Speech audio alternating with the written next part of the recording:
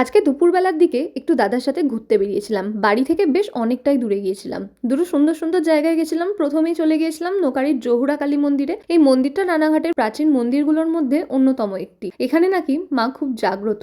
যদি এখানে আপনি কোনো মনস্কামনা নিয়ে এসে মায়ের পুজো দেন তাহলে নাকি সেটা পূরণ হয়। মায়ের স্বপ্নাদেশ পেয়ে শ্রী যুগল কিশোর নন্দী 1373 বঙ্গাব্দে এই মন্দিরটি স্থাপন করেন। এখানে মায়ের ত্রিমুখী রূপের আরাধনা করা হয়। তবে মন্দিরে শুধু মায়ের পুজো ছাড়াও শিব ঠাকুর এবং গ্রহরাজেরও পূজা করা হয়। আমার বাড়ি থেকে এই মন্দিরটাতে আসতে প্রায় ওই 20-25 মিনিট মতো সময় লেগেছে। রানাঘাট স্টেশন থেকে টোটো বা অটো পাওয়া যায় এই মন্দিরে আসার জন্য। এই মন্দিরটি সকাল 7টা থেকে দুপুর 1টা অবধি খোলা থাকে, আর বিকেলবেলা 5টা থেকে রাত 8টা অবধি খোলা থাকে। আজ যেহেতু সাধারণ দিন ছিল তাই মন্দিরে সেরকম একটা ভিড় ছিল না। তবে কোনো বিশেষ দিনে কোনো পুজো থাকলে এই মন্দিরে কিন্তু বেশ ভিড় হয়। মন্দিরে বেশ কিছুক্ষণ থাকার পর আমি আর দাদা আরও একটা জায়গায় গিয়েছিলাম।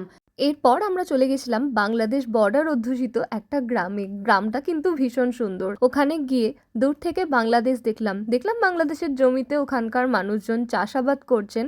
এগুলো দূর থেকে দেখে এত ভালো লাগলো তোমাদেরকে বলে বোঝাতে পারবো না। প্লাস ওখানের যে গ্রামের লোকজন ছিলেন, মানে যে গ্রামটায় আমরা গেছিলাম সেখানকার মানুষজনদের সাথে কথা বললাম। প্লাস ওখানে যিনি বিএসএফ এর ভারপ্রাপ্ত সদস্য ছিলেন তার সাথেও কথা বললাম, তিনিও ভীষণ হেল্পফুল। তবে ওখানে গিয়ে কোনো ভিডিও করিনি, শুধুমাত্র যে রাস্তা দিয়ে গিয়েছি আর এসছি সেখানকারই ভিডিও করেছি। আর ফেরার পথে যেন বোনাস হিসেবে ছিল এই কাকুর দোকানের ফুচকা। একটা স্কুলের সামনে দিয়ে আসছিলাম, ওখানেই এনাকে দেখতে পেলাম আর এখান থেকে ফুচকা খেলাম। ফুচকাটা কিন্তু ভীষণ টেস্টি ছিল। আর সব মিলে আজকে আমাদের এই ছোট্ট ট্রিপটা কিন্তু খুব ভালো গেল। তোমাদের কেমন লেগেছে আমাকে কিন্তু কমেন্ট করে জানাতে ভুলো না। তো আজকের জন্য এ পর্যন্তই, আবার দেখা হবে নতুন কোনো ভ্লগে।